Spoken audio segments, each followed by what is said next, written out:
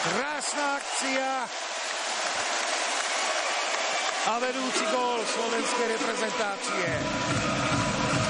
Tomáš Surový bez prípravy to napálil za chrbát brankára Alexandra Saláka.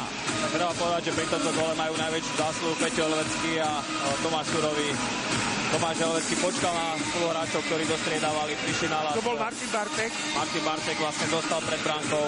Peťo Helvecký odohral puk po svojej šírke koziska a Suro na nič nečakal.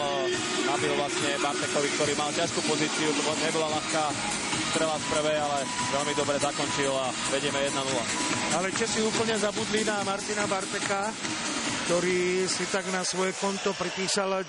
gól slovenskej reprezentácii. Áno, tam prišiel už neskoro Lukáš Pech, mal smolu, mal tak, bol tam, ale prišiel neskoro a to je vlastne tá práca Tomáša Surového, že nečakal, nespracoval puk, ale tú